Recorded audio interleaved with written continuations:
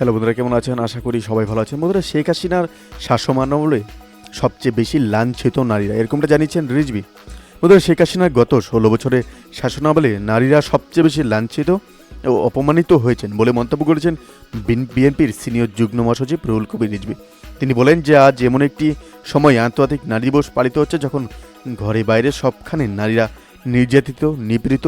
শেখ হাসিনার 16 বছরের শাসনে সবচেয়ে বেশি লাঞ্ছিত ও অপমানিত হয়েছেন নারীরা। তিনি বলেন যে আপনি রাজনীতি করেন আর না করেন, কেউ ভালো নেই। সরকারের ধাবা থেকে একজন নোবেল বিজয়ীরও রেহাই মিলছে না। গত 15 বছরে সংখ্যালঘুদের ওপর হামলার একটি ঘটনারও সুষ্ঠু তদন্ত কিংবা বিচার হয়নি। দেশে সংগঠিত একটি অগ্নিকাণ্ডেরও বিচার হয়নি।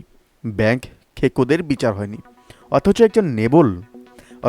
অথচ একজন নোবেল বিজয়ীকে আদালতের বারান্দায় ঘুরে বেড়াতে হচ্ছে। রিজভী বলেন যে খালেদা জিয়াকে উন্নত চিকিৎসার জন্য বিদেশে যেতে না দিয়ে হত্যার ষড়যন্ত্রে লিপ্ত আছে ডামি সরকার। পদ্মা সেতু থেকে ফেলে দেওয়ার হত্যার হুমকিও দেওয়া হয়েছে। শেখ হাসিনার প্রধান টার্গেট এখন খালেদা জিয়া। অন্যায়ভাবে খালেদা জিয়াকে জেলে রেখে কেবল একজন রাজনৈতিক নেত্রীকেই নয়, বরং বাংলাদেশের কণ্ঠকে রুদ্ধ করে রাখা হয়েছে।